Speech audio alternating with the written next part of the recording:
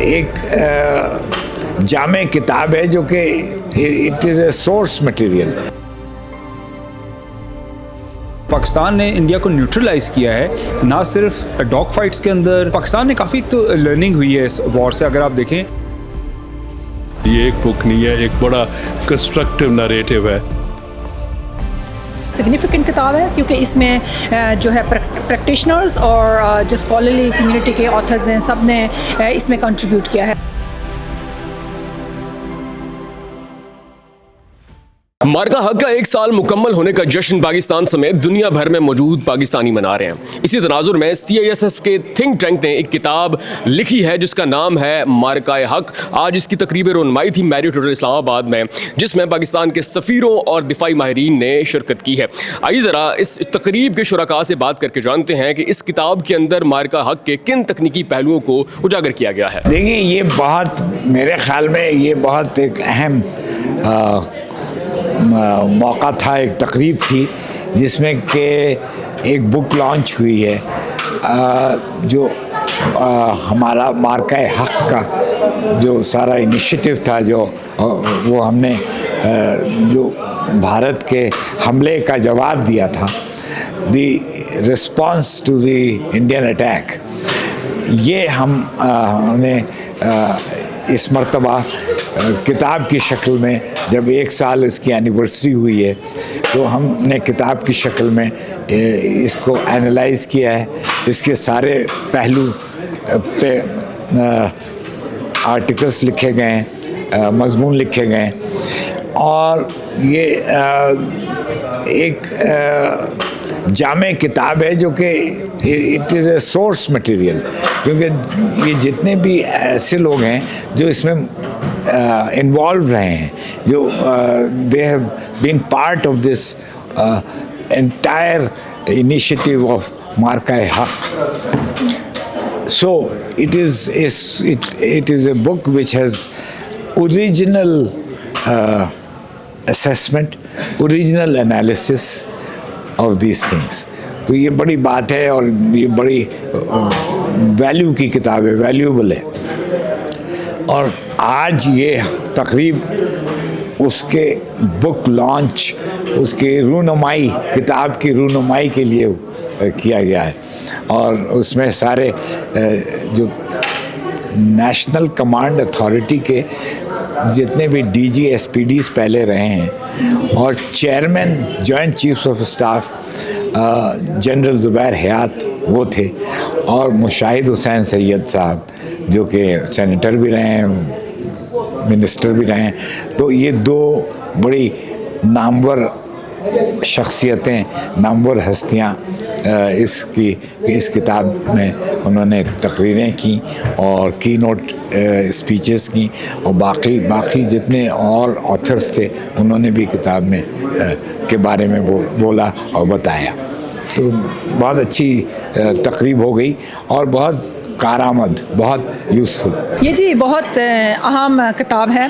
आपको पता है कि ये अभी जो हमारा 2025 में इंडिया ने पाकिस्तान के ऊपर हमले किए थे, उसकी एनिवर्सरी है, उसके मौके के ऊपर ये बुक लॉन्च की गई है।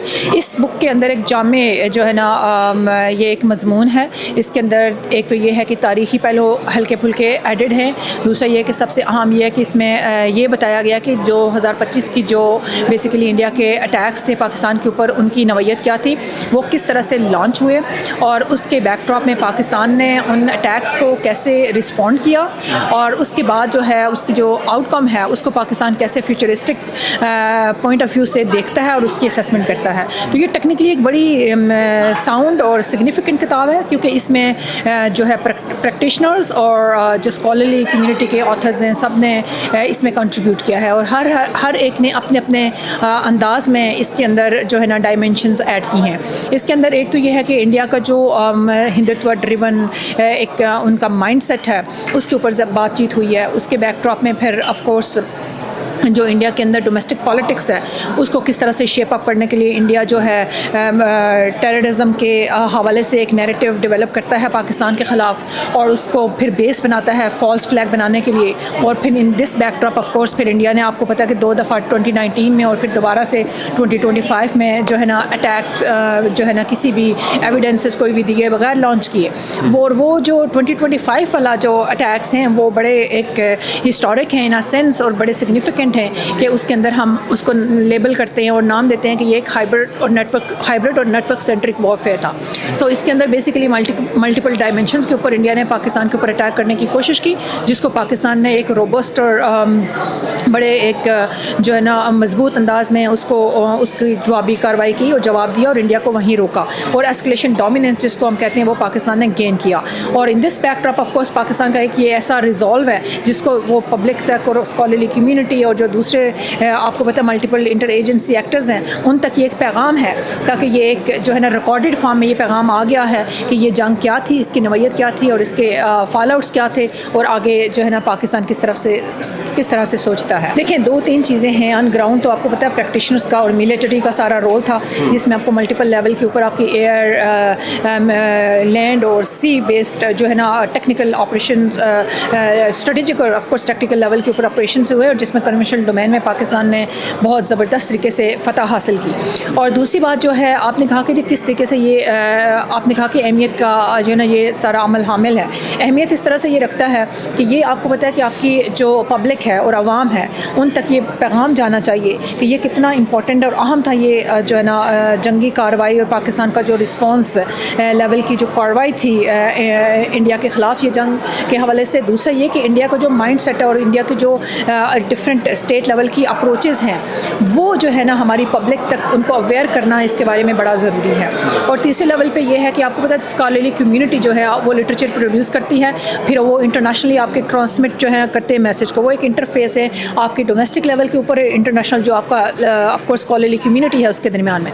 फिर ये आपको पता है कि ये इस तरह के मैसेजेस होते हैं वो फिर ट्रांसफॉर्म होते हैं, साइट होते हैं, कोट होते हैं और लिटरेचर में आगे चलते रहते हैं। तो ये पाकिस्तान ने ना सिर्फ एक स्कॉलरली मजमुआ प्रोड्यूस किया है और लिटरेचर के अंदर एक एडिशन हुआ है, बल्कि मैं ये भी समझती हूँ कि इसके साथ साथ एक अवेयरनेस भी आई है और फिर आपकी पब्लिक के अंदर भी एक बहुत बड़े लेवल के ऊपर मोरल भी डेवलप हुआ है कि देखें जी इस जो मार्का था, मार्का हक जिसको नाम दिया, वो कितना इंपॉर्टेंट था। आज के जो इवेंट है उससे एक इम्पॉर्टेंट बात ये भी सामने ज़ाहिर होती है कि इसमें जो है इंडिया एक थ्रू सर्जिकल स्ट्राइक्स रीजन के अंदर न्यू नॉर्मल डेवलप करने की कोशिश कर रहा था।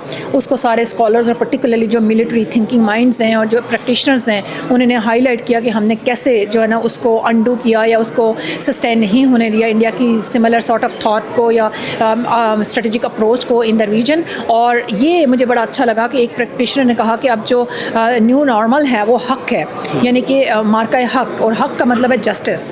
तो अब जो पाकिस्तान का justice led based respond level की जो रिटेलिएशन होगी वो डिसाइड करेगी new normal in the region. देखिए मार्का हक जब हुआ उसके बाद मुख्तलिफ हमारे इंस्टीट्यूट्स ने अपने चैप्टर्स लिखवाए, अपनी बुक्स पब्लिश की और ये एक बुक नहीं है, एक बड़ा कंस्ट्रक्टिव नरेटिव है।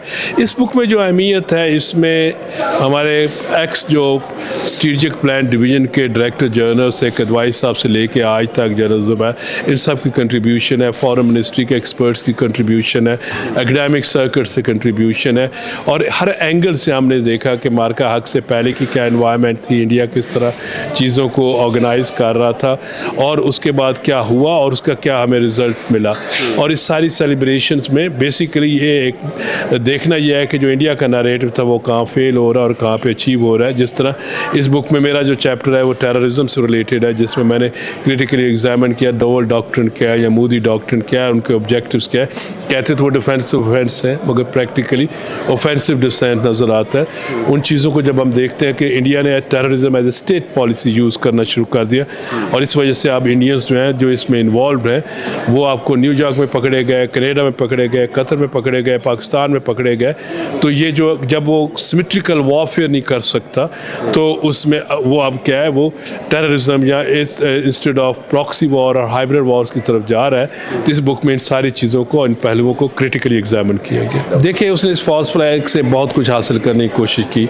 वो रीजन में अपना एक ग्रेट पावर बनना चाहता था, अपनी हेजमनी इस्टेब्लिश करना चाहता था, वो प्रूव करना चाहता था कि वो नेट सिक्योरिटी प्रोवाइडर है इंडियन ओशन में, जो कि अमेरिकन और वेस्ट उसको देख रहे थे। तो ये उसके ऑब्जेक्टिव्स थे, और पाकिस्तान को एक सबसर्विएंट स्टेट या बाकी साउथ एशियन स्मॉल स्टेट से ट्रीट करना चाहता था और अपनी हेजमनी इस्टेब्लिश करना चाहता था। मगर उसको जब वो आया, फॉर्चुनेटली पाकिस्तान ने उसको ऑपरेशन संदूर में उसको जो डिफीट दी है, उसके बाद उसका मिथ जो वो था नेट सिक्योरिटी प्रोवाइडर, वो ख़त्म हो गया।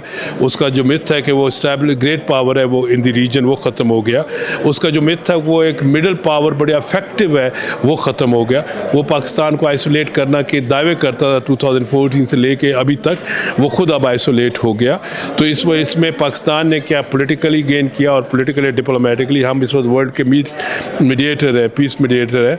इसी तरह हमने गेन किया कि हमने मिलिट्री कॉन्फिडेंस गेन किया, और अब हमने प्रूव किया कि हमारी तरफ जो भी मैली नज़र से देखेगा हम उसको चेकमेट करेंगे। हमारी एयरफोर्स ने सुपीरियरिटी स्टैब्लिश कर रीजन में, हमारी नेवी ने उनके नेवल जो ब्लू वाटर नेवी है उसको रिट्रीट करने में मजबूर कर दिया before firing, without firing single bullet. हमारी आर्मी ने उनको उसके ऊपर अभी रिट्रीट करवाया, और जो मेजर्स हुए, तो हम इससे प्रूव ये हुआ कि हमारी पॉलिटिकल और मिलिट्री लीडरशिप की जो हार्मनी है, जिसको हम बुनियाद महसूस कह रहे हैं, और पीपल की जो हार्मनी है, उसने प्रूव किया कि इंडिया को चेकमेट हुआ और इंडिया को डिफीट हुआ। ये centre for international strategic studies ने ये बुक लॉन्च की है, जो कि मार्का हक की एनिवर्सरी को हमने सेलिब्रेट किया है। और देखिए, इसके अंदर जो हमारा फोकस था वो उन तमाम पहलुओं का जिक्र करना है जो कि हमने उस 4 रोज़ा कॉन्फ्लिक्ट के अंदर हमने जो अचीवमेंट्स हमने किए हैं, उसका प्राइमरली हमने उसका अहाता किया है। पाकिस्तान की सक्सेस, पाकिस्तान के एक्सपीरियंसेस और चेंजिंग नेचर ऑफ वॉरफेयर जो है इस रीजन में, उसके ऊपर हमने फोकस किया है। तो एक तरीके से जो प्रैक्टिशनर्स हैं, डिप्लोमेट्स हैं और एकेडमिक्स हैं, वो सारे मिल के बैठे हैं। उन्होंने कहा कि हम एक ऐसी किताब लिखें जिसमें तमाम पर्सपेक्टिव्स हों, और इस बुक के अंदर उसी सारी चीज़ का अहाता किया गया है। देखिए, भारत के नुकसान तो पूरी दुनिया उसकी बात कर रही है, अमेरिकन प्रेसिडेंट से लेके, तो भारत ने बहुत नुकसान उठाया है इस वॉर के अंदर। लेकिन देखिए, इसमें जो हमें ये पता चल गया कि जो नेचर ऑफ वॉरफेयर है वो चेंज हो चुकी है। अब रवायती तरीक़ों से हथियार नहीं, लड़ाई जो है वो नहीं लड़ी जा सकती। इंडिया के ऊपर जो सबसे बड़ा इसका जो इम्पैक्ट हुआ है वो उसके डॉक्ट्रिनल चेंज का हुआ है कि इंडिया के जो डॉक्ट्रिन्स हैं वो चेंज होते रहे हैं, और पाकिस्तान ने इंडिया को न्यूट्रलाइज़ किया है, ना सिर्फ डॉग फाइट्स के अंदर हमारे जो डॉक्ट्रिनल जो अप्रोच है उसको लेके। तो पाकिस्तान ने काफ़ी तो लर्निंग हुई है इस वॉर से। अगर आप देखें कि हमने हमारी जो एयरफोर्स है उसकी कैपेबिलिटी का पता चला है, हमारे जो मिसाइल्स हैं उनकी एक्यूरेसी का पता चला है आपको। तो पाकिस्तान ने तो मेरे ख्याल में पूरी दुनिया मुतरादिफ है, और इसीलिए आज हम इस दिन को सेलिब्रेट भी कर रहे हैं। देखें, जब भी इस मुल्क के ऊपर क्राइसिस आया है, जब भी हमें किसी ऐसे दुश्मन से जाहिरियत का सामना करना पड़ा है, पाकिस्तानी कौम हमेशा से ज़्यादा मुत्तहिद और एक दूसरे के साथ खड़ी हुई नज़र आई है। हम अपनी अफवाज के साथ हैं, और ये बुक एक रिफ्लेक्ट करती है उस अप्रोच को कि जब आपकी एकेडेमिया, आपके प्रैक्टिशनर्स, आपके थिंक टैंक वो मिल के काम करते हैं, तो वो एक कौम की सोच की अक्कासी करते हैं। तो यही मेरा मैसेज है कि हमें पॉजिटिव रहना चाहिए, और इंशाल्लाह इस खित्ते के अंदर ताकत का तवाज़ुन हमने बरकरार रखा है।